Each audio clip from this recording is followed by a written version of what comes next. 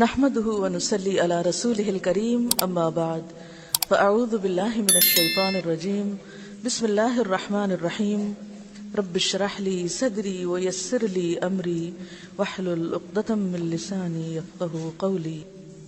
بسم الله الرحمن الرحيم. نماز، فرضیت، فضیلت اور اہمیت. نماز کب سے پڑھنی چاہیے؟ نماز کب فرض ہوتی ہے؟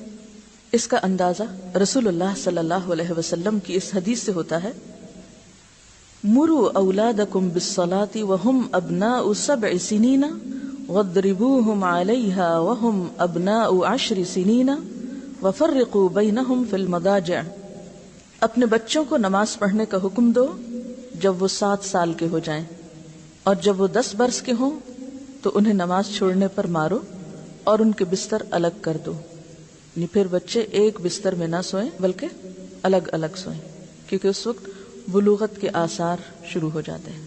تو گویا نماز کی عادت ڈالنے کے لیے 7 سال کی عمر، 3 سال کا عرصہ تربیت کا عرصہ، عادت پختہ کرنے کا عرصہ، اور پھر 10 سال کی عمر نماز کی پابندی کی عمر. دوسرے لفظوں میں فرضیت کی عمر، کیونکہ جو نہ پڑھے 10 سال کی عمر میں اسے مار کر بھی پڑھاؤ، یعنی سختی بھی کر سکتے ہو. اس حدیث میں رسول اللہ صلی اللہ علیہ وسلم بچوں کے والدین کو ارشاد فرما رہے ہیں کہ وہ اپنی اولاد کو 7 برس کی عمر ہی میں نماز کی تعلیم دے کر نماز کا عادی بنانے کی کوشش کریں، اور اگر 10 برس کے ہو کر نماز نہ پڑھیں تو والدین تادیبی کارروائی کریں، انہیں سزا دے کر نماز کا پابند بنائیں. اور 10 برس کی عمر کا زمانہ چونکہ بلوغت کے قریب ہے اس لیے انہیں اکٹھا نہ سونے دیں، کیونکہ اس میں انسان کے جو جنسی جذبات ہیں وہ ابھرنے لگتے ہیں، پیوبرٹی کا زمانہ ہے. تو گویا دوسرے لفظوں میں نماز فرض ہوتی ہے بلوغت کے ساتھ، یعنی بالغ ہونے پر. لڑکیوں میں تو واضح علامت ہے، یعنی جب پیریڈ شروع ہو جائیں، اور لڑکوں کے لیے 10 سال کی عمر جب ان میں بلوغت کے آثار شروع ہو جائیں. عموماً آواز بدلنے لگتی ہے اور کچھ اور علامات بھی. ہاں، اس میں تھوڑی کمی یا زیادتی ہو سکتی، یعنی 10 سے 9 سال بھی ہو سکتے ہیں، 10 سے 11 سال بھی ہو سکتے ہیں. مختلف علاقوں کے موسم اور مزاج کے اعتبار سے فرق ہو سکتا ہے. ترک نماز کفر کا اعلان ہے. حضرت جابر رضی اللہ تعالی عنہ روایت کرتے ہیں کہ رسول اللہ صلی اللہ علیہ وسلم نے فرمایا: ایمان اور کفر کے درمیان فرق نماز کا چھوڑ دینا ہے. اس کا مطلب یہ ہے کہ اسلام اور کفر کے درمیان نماز دیوار کی طرح حائل ہے. دوسرے لفظوں میں نماز کا ترک مسلمان کو کفر تک پہنچانے والا عمل ہے. حضرت بریدہ روایت کرتے ہیں کہ رسول اللہ صلی اللہ علیہ وسلم نے فرمایا: ہمارے اور منافقوں کے درمیان عہد نماز ہے، جس نے نماز چھوڑ دی بس اس نے کفر کیا. گویا اسلام اور نفاق دونوں کے بیچ میں جو فرق کرنے والی چیز ہے وہ نماز ہے. اب یہ ساری باتیں یہاں لکھی ہوئی ہیں، مجھے پڑھ کے سنانے کی ضرورت کیوں ہے آپ کو؟ یہ تو کتاب آپ گھر میں بھی پڑھ سکتے ہیں. آپ کہیں گے اتنی دور آ کے بیٹھے اور پھر یہی ریڈنگ ہی کر رہے ہیں. اس میں ایک تو بات یہ کہ یقین کی کیفیت بڑھتی ہے، دوسری بات یہ کہ یہ جو مختلف ناموں کی پروننسیشن وغیرہ ہیں ان پہ خاص طور پر آپ توجہ کریں، ان کے اعراب لگا دیں، تاکہ جب آپ یہی بات کسی اور کو بتائیں یا پڑھائیں تو آپ کا پروننسیشن یا نطق بھی درست ہونا چاہیے. تو کسی بھی کتاب کے استاد سے پڑھنے سے علم یقینی حاصل ہوتا ہے. اس حدیث کا مطلب یہ ہے کہ منافقوں کو جو امن ہے وہ قتل نہیں کیے جاتے اور ان کے ساتھ مسلمانوں جیسا ہی سلوک روا رکھا جاتا ہے، تو اس کی وجہ یہ ہے کہ وہ نماز پڑھتے ہیں، اور ان کا نماز پڑھنا گویا مسلمانوں کے درمیان ایک عہد ہے جس کے سبب منافقوں کی جان اور ان کا مال مسلمانوں کی تلوار اور یلغار سے محفوظ ہے. اور جس نے نماز ترک کی یعنی چھوڑی تو اس نے اپنے کفر کا اظہار کر دیا. حضرت عبداللہ بن شقیق رحمت اللہ علیہ روایت کرتے ہیں صحابہ کرام اعمال میں سے کسی چیز کے ترک کو یعنی چھوڑنے کو کفر نہیں سمجھتے تھے سوائے نماز کے. حضرت ابو درداء رضی اللہ تعالیٰ عنہ سے روایت ہے کہ رسول اللہ صلی اللہ علیہ وسلم فرماتے ہیں: جو شخص نماز چھوڑ دے تو یقیناً اس کی بابت یعنی اس کے بارے میں اللہ کا معاف کرنے کا ذمہ ختم ہو گیا. یعنی اللہ تعالیٰ چاہے تو معاف کر دے اور چاہے تو سزا دے. حضرت ابن عمر رضی اللہ تعالیٰ عنہ روایت کرتے ہیں کہ رسول اللہ صلی اللہ علیہ وسلم نے فرمایا: جس شخص کی نماز عصر فوت ہو جائے تو گویا اس کا اہل اور مال لوٹ لیا گیا. تو باقی کیا رہا؟ گھر والے بھی لٹ گئے اور مال بھی. سونامی ڈیزاسٹر کو یاد کریں جس میں لوگوں کے ساتھ یہی ہوا کہ دونوں چیزیں ہی چلی گئیں، گھروں کا بھی صفایا ہو گیا اور انسان بھی بہہ گئے، کوئی ایک بچا کوئی دو بچے. پوری دنیا میں کوہرام برپا ہے اس ڈیزاسٹر کے بعد، ہر شخص اپنی جگہ پر خوف زدہ ہے. لیکن ہم نماز نہ پڑھ کر اور ایک نماز چھوڑ کر اللہ کے عذاب کو دعوت دیتے ہیں. پھر ہم سوچتے ہیں ہم پر بلا کیوں آئی، ہم پر ہی مصیبت کیوں آئی، ہم ہی آزمانے کو کیوں رہ گئے. ہم نہیں سوچتے کہ ہمارا قصور کیا ہے، ہمارے پارٹ پہ کمی کیا ہے، ہماری کوتاہی کیا ہے. ہم نماز پر نماز چھوڑتے چلے جاتے ہیں، اللہ کے غضب کو بھڑکاتے چلے جاتے ہیں اور اس کے بعد بے فکر ہو جاتے ہیں. تو نماز کا معاملہ آسان معاملہ نہیں. حضرت بریدہ رضی اللہ تعالیٰ عنہ کہتے ہیں کہ رسول اللہ صلی اللہ علیہ وسلم نے فرمایا، جس شخص نے نماز عصر چھوڑ دی پس اس کے اعمال باطل ہو گئے. غور کیجئے، جس نے جان بوجھ کے نماز عصر چھوڑ دی اس کے باقی اعمال بھی ضائع ہو گئے. گویا نماز کا نہ پڑھنا ایک جرم نہیں، یا اس کا نقصان ایک طرح سے نہیں بلکہ ملٹی فولڈ ہے. ایک نماز کا ضائع کرنا باقی اعمال کو بھی ضائع کرنے کے برابر ہے. اس کے برعکس نماز کا پڑھنا، اس کا فائدہ کیا ہے؟ حضرت ابو ہریرہ رضی اللہ تعالی عنہ روایت کرتے ہیں کہ رسول اللہ صلی اللہ علیہ وسلم نے فرمایا، الصلوات الخمس والجمعۃ الی الجمعۃ کفارۃ لما بینہن ما لم تغش الکبائر. 5 نمازیں ان گناہوں کو جو ان نمازوں کے درمیان ہوئے مٹا دیتی ہیں، اور اسی طرح ایک جمعہ دوسرے جمعہ تک کے گناہوں کو مٹا دیتا ہے، جبکہ کبیرہ گناہوں سے اجتناب کیا گیا ہو. یعنی کبیرہ گناہ نہ کیے گئے ہوں تو صغیرہ گناہ نمازوں سے معاف ہوتے چلے جاتے ہیں. جس طرح وضو سے انسان کے جسم کی ظاہری نجاستیں دھلتی ہیں، اس طرح نماز سے انسان کے باطنی یا اندر کے گناہ دھلتے ہیں. مثلا فجر کی نماز کے بعد جب ظہر پڑھیں گے تو دونوں نمازوں کے درمیانی عرصے میں جو گناہ لغزشیں اور خطائیں ہو چکی ہوں گی اللہ ان کو بخش دے گا. اسی طرح رات اور دن کے تمام صغیرہ گناہ نماز پنجگانہ یعنی 5 وقت کی نماز سے معاف ہو جاتے ہیں.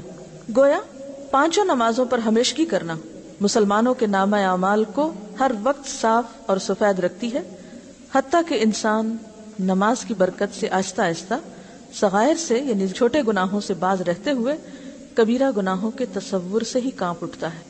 جو چھوٹے گناہوں سے بچتا ہے، جو چھوٹی چیزوں کے بارے میں محتاط ہے، کیا وہ کبیرہ گناہوں کے بارے میں دلیر ہو سکتا ہے؟ نہیں.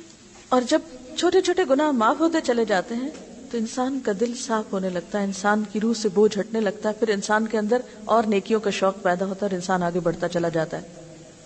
حضرت ابو ہریرہ رضی اللہ تعالی عنہ سے روایت ہے کہ رسول اللہ صلی اللہ علیہ وسلم نے صحابہ کرام سے فرمایا، بھلا مجھے بتاؤ، اگر تمہارے دروازے کے باہر نہر ہو اور تم اس میں ہر روز 5 بار نہاؤ، کیا پھر بھی جسم پر میل باقی رہے گا؟ صحابہ رضی اللہ عنہم نے کہا، نہیں. آپ نے فرمایا، یہی مثال 5 نمازوں کی ہے، اللہ تعالیٰ ان کے سبب گناہوں کو معاف کر دیتا ہے. حضرت انس رضی اللہ تعالیٰ عنہ روایت کرتے ہیں کہ ایک شخص نے رسول اللہ صلی اللہ علیہ وسلم کی خدمت میں حاضر ہو کر عرض کیا کہ میں نے گناہ کیا ہے، یعنی مجھ سے گناہ ہو گیا اور بطور سزا میں حد کو پہنچا ہوں، بس مجھ پہ حد قائم کریں، یعنی مجھے سزا دیں. ایسا کون کہنے کی جرات کرتا ہے جس کو یقین ہے کہ اگر میں یہاں چھپ بھی گیا، بچ بھی گیا، چھوٹ بھی گیا تو کل پکڑ ہو جائے گی، تو بہتر ہے آج ہی پکڑ ہو جائے، آج ہی سزا مل کے دھل جاؤں. یہ ضمیر کے زندہ ہونے کی علامت ہے. اللہ تعالیٰ کا وہ احساس اور تقوی اور خوف ہے کہ جو انسان کے اندر اس حد تک عاجزی پیدا کر دیتا ہے کہ اسے گناہوں کے اعتراف اور گناہوں کے وبال سے اپنے آپ کو چھڑانے میں پھر دیر نہیں لگتی. تو کہتے کہ یا رسول اللہ صلی اللہ علیہ وسلم، مجھ سے گناہ ہو گیا ہے، مجھ پہ حد جاری کرے. آپ نے اس سے حد کا حال دریافت نہ کیا، یہ نہیں پوچھا اچھا کون سا گناہ کیا. اس سے آپ صلی اللہ علیہ وسلم کا طریقہ تربیت بھی معلوم ہوتا ہے کہ وہ انسانوں کے عیبوں سے پردہ اٹھانے والے نہیں تھے، وہ انسانوں کی ذات میں اس طرح کی دلچسپی رکھنے والے نہیں تھے کہ اچھا پتہ تو چلے یہ کس قسم کا مجرم ہے. اتنے میں نماز کا وقت آ گیا. اس شخص نے آپ کے ساتھ نماز پڑھی. جب آپ نماز پڑھ چکے تو وہ شخص پھر کھڑا ہو کر کہنے لگا، اے اللہ کے رسول صلی اللہ علیہ وسلم، تحقیق میں حد کو پہنچا ہوں، بس مجھ پر اللہ کا حکم نافذ کیجیے. آپ نے فرمایا، کیا تو نے ہمارے ساتھ نماز نہیں پڑھی؟ اس نے کہا، پڑھی ہے. آپ نے فرمایا، اللہ نے تیرا گناہ بخش دیا ہے. یعنی اس درجہ نماز انسان کے گناہوں کو دھو ڈالنے والی، صاف کر دینے والی ہے. اللہ کی رحمت اور بخشش کتنی وسیع ہے. کہ نماز پڑھنے کے سبب اللہ نے اس کا گناہ جسے وہ اپنے سمجھ کے مطابق حد کو پہنچنا کہہ رہا تھا معاف کر دیا. اب یہ اس شخص کی سمجھ تھی کہ وہ اسے حد کے قابل سمجھ رہا تھا، معلوم نہیں وہ حد کے قابل تھا بھی یا نہیں، کیونکہ آپ صلی اللہ علیہ وسلم نے ڈیٹیلز نہیں معلوم کی. حضرت ابو ذر رضی اللہ تعالی عنہ سے روایت ہے کہ رسول اللہ صلی اللہ علیہ وسلم جاڑے کے موسم میں یعنی سردیوں کے موسم میں، خزاں کے موسم میں باہر نکلے. پت جھڑ کا موسم تھا. آپ نے ایک درخت کی 2 شاخیں پکڑ کر انہیں ہلایا تو پتے جھڑنے لگے. فال کے سیزن میں اگر آپ کو کبھی اتفاق ہوا ہو فال دیکھنے کا تو اس طرح ہوا کے جھونکے سے بھی پتے ایک کے بعد ایک بارش کے قطروں کی طرح ٹپک ٹپک کے نیچے گر رہے ہوتے ہیں بغیر کسی تکلیف کے.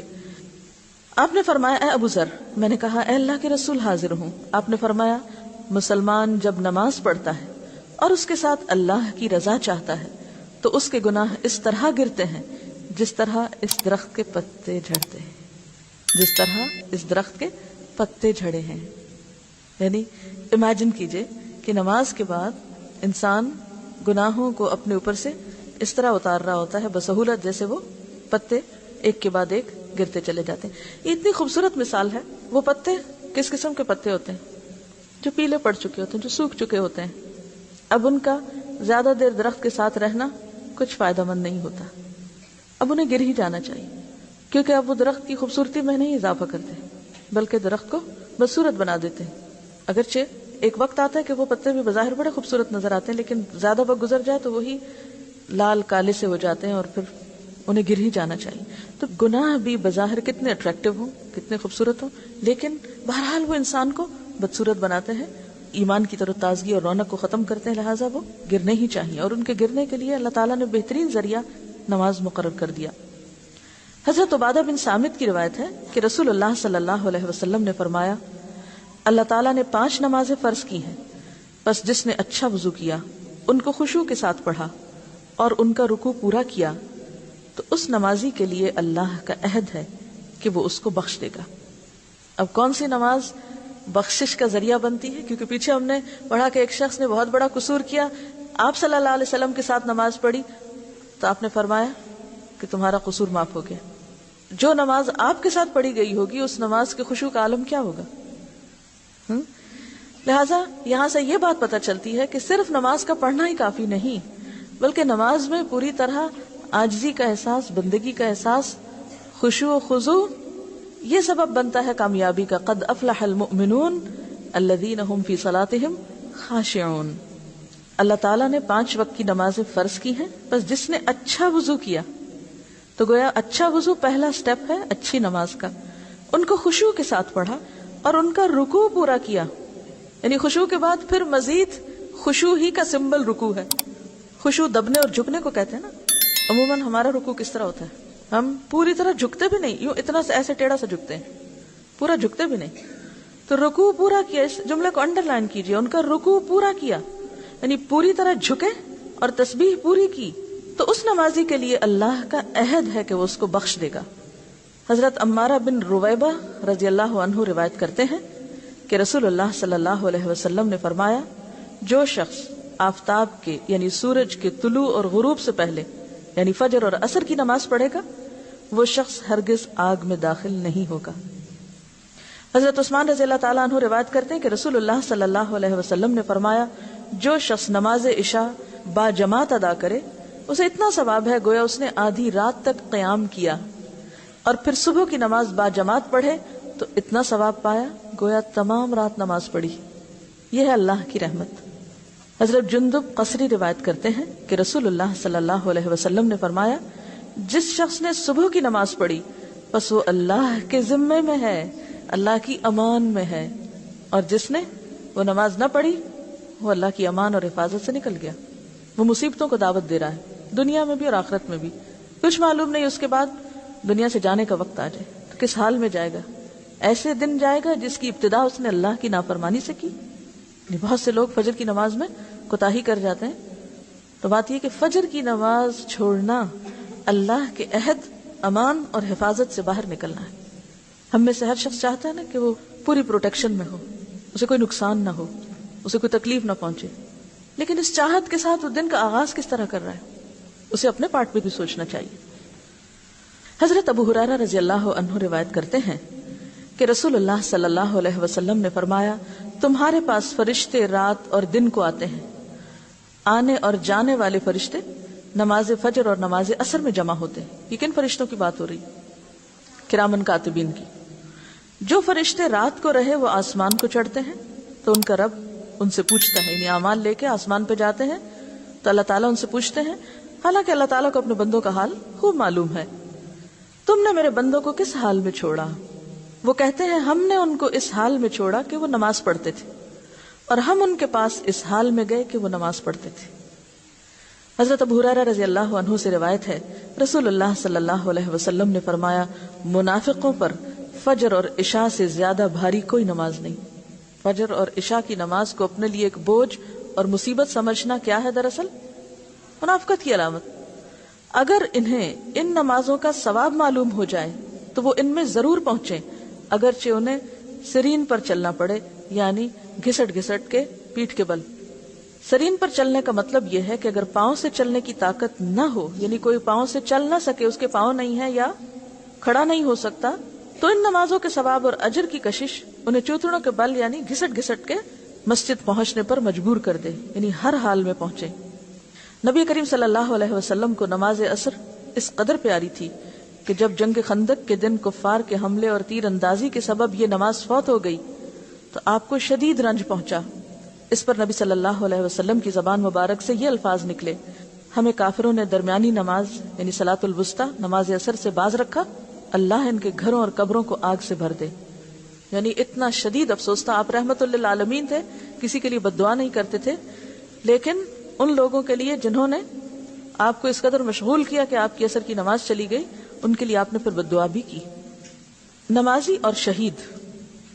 حضرت ابو ہریرہ رضی اللہ عنہ روایت کرتے ہیں کہ ایک قبیلے کے دو شخص ایک ساتھ مسلمان ہوئے۔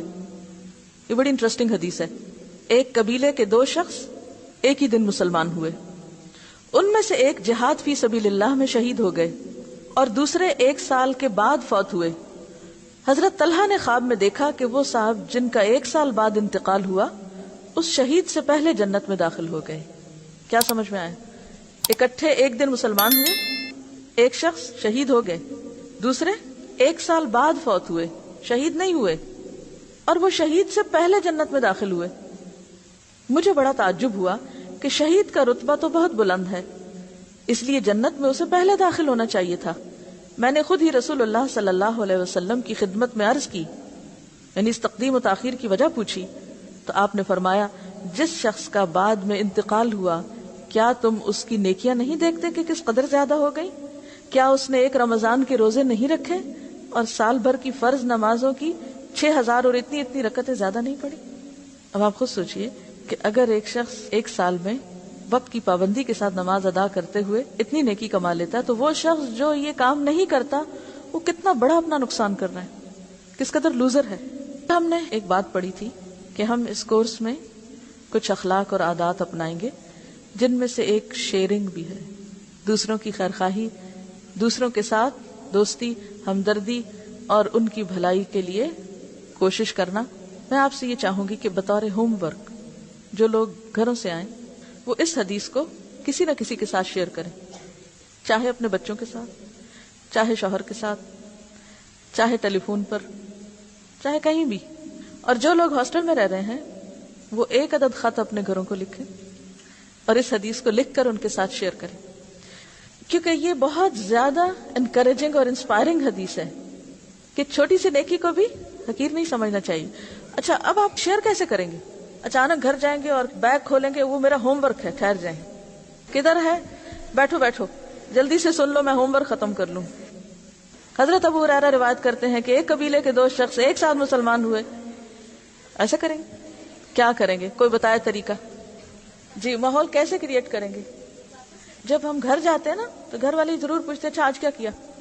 پتہ نہیں آپ لوگ آپس میں شیئر کرتے ہیں کہ نہیں باتیں؟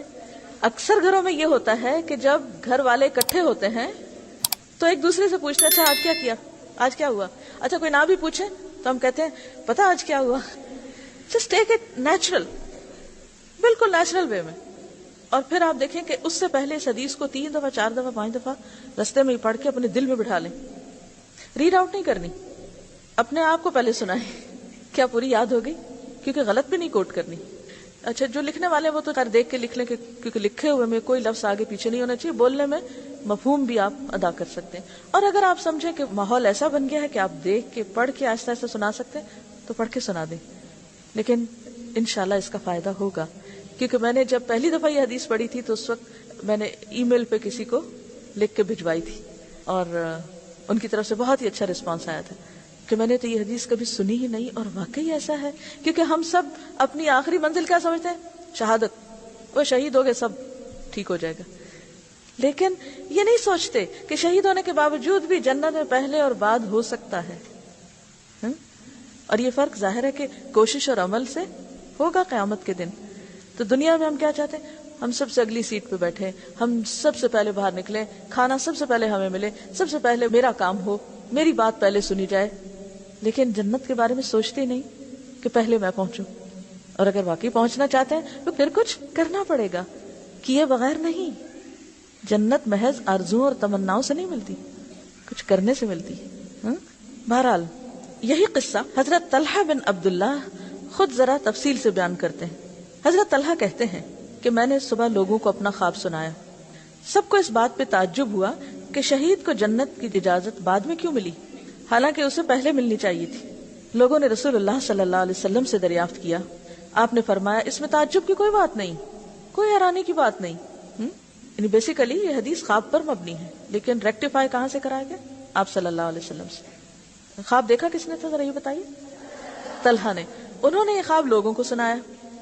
لوگ بڑے حیران ہوئے. تو اس پر کیا ہوا کہ لوگوں نے رسول اللہ صلی اللہ علیہ وسلم سے دریافت کیا. آپ نے فرمایا اس میں تعجب کی کوئی بات نہیں. بتاؤ کیا بعد والے شخص نے 1 سال عبادت زیادہ نہیں کی؟ اس نے 1 رمضان کے روزے نہیں رکھے؟ اس نے 1 سال کی نمازوں کے اتنے سجدے زیادہ نہیں کیے؟ سب نے عرض کیا جی ہاں اللہ کے رسول. تو آپ نے فرمایا پھر تو ان دونوں کے درمیان زمین و آسمان کا فرق ہو گیا. بس آج کے لیے اتنا ہی کافی ہے. سبحانک اللہم و بحمدک نشہد